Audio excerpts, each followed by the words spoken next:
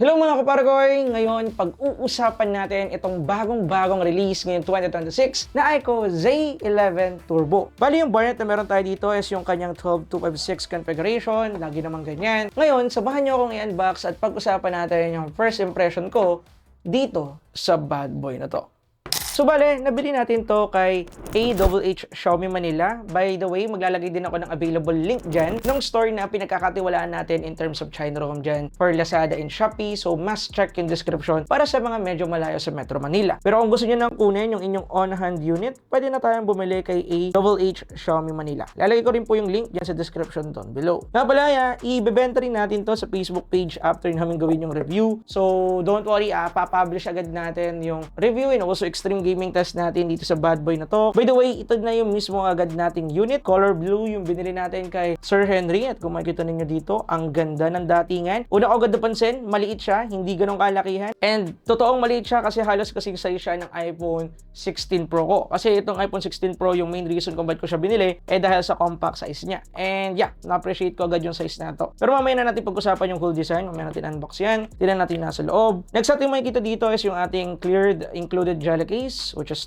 pretty normal. Nandito rin yung ating warranty guide or yung ating mismong paperwork. And lastly, nandito yung ating charging brick na naka-USB Type-C to Type-C na, which is I like. And ito is yung ating 100 watts charging brick. And that's pretty much it. Ang nagustuhan ko dito sa phone na to, una, meron siyang massive na battery, which is 7,600 mAh battery capacity. And look at design. Tingnan nyo naman yung design yan mga pare ko. By the way, just I said, ang color na nabili natin is itong color blue. Kung hindi ako nagkakamali, meron pa silang 2 or 3 color variant na pwedeng pagpilian. Pero tingnan nyo naman yung dating ng color blue. Ang ganda talaga. And just I said, kasing size na siya halos ng iPhone 16 Pro ko. So typically, yung looks nito is just a typical boxy phone. Pero comfortable na rin siyang hawakan dahil slightly curved naman yung edges nito, which is nakita na natin sa ibang mga phone na review natin before. Ang pinaka nagustuhan ko dito is yung pag-i-implement na ng mga brand sa wide corner curve dito sa mga phone nila dahil mas premium siyang tingnan for me and also mas madali siyang hawakan lalo na sa mga phone na medyo maliliit or medyo malalaki. Kasi sumasakto lang siya, hindi siya masyadong pointy dito sa palad natin once na gagamitin natin siya and one hand position grip. Yun yung mga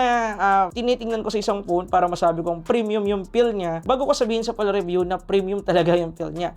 Hindi dahil maganda yung kanyang build, maganda yung ginamit na material sa kanya, comfortable na agad siyang hawakan. So, yun yung nagustuhan ko kasi along the way na-improve nila yan. And yeah, in overall, in terms of design, I like this phone. Maliit, maganda yung dating, minimalist as possible, which is, yeah, iQOO branding. And also, meron nga pala tayo ditong 2 camera setup. And kung hindi ako nagkakamali, yung isa dito or yung main camera natin is 200 megapixel. So, excited na akong i-testing yan at alamin kung ano yung capability ng device ito.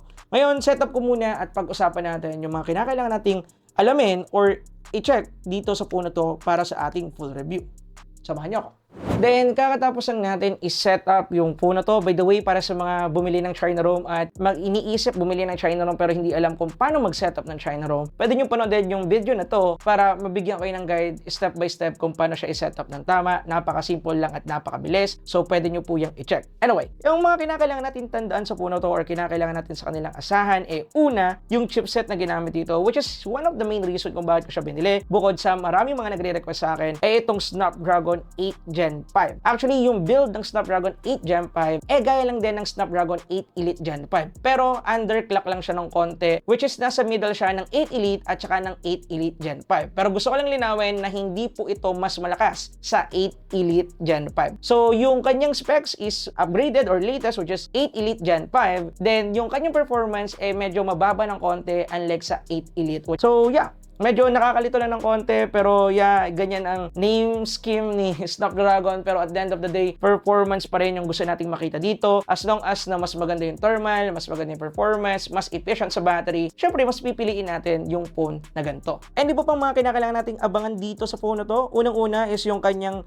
200 megapixel camera setup. Titingnan natin kung maganda nga ba talaga yan. Although madalas naman sa mga iQOO phone reviews natin o sa mga Vivo phone review, solid yung camera so ini-expect ko na yan dito sa phone na to. Also, meron na rin tong massive 7,600 mAh battery capacity, which is the new norm ngayon. Wala na tayong makikita siguro sa mga susunod na buwan na 6,000 mAh pagdating sa China ROM. More on 7,000 yan for sure kasi sila na yung nagsiset ng standard, which is I like kasi hindi na tayo makakakuha ng phone na mabilis malobat. Anyway, meron na rin tayo ditong Vivo Esports Chip Q2, which is ito na yung latest from the last year Q1 chip na extra dedicated chip for gaming. So, inaasahan kong meron na rin tong frame rate interpolation. So, yan lang sa ngayon yung alam ko about sa phone na to at marami tayong pag-uusapan sa kanya. Don't worry, ipa-priority namin matapos agad yung review neto para malaman nyo kung good nga ba talaga siya.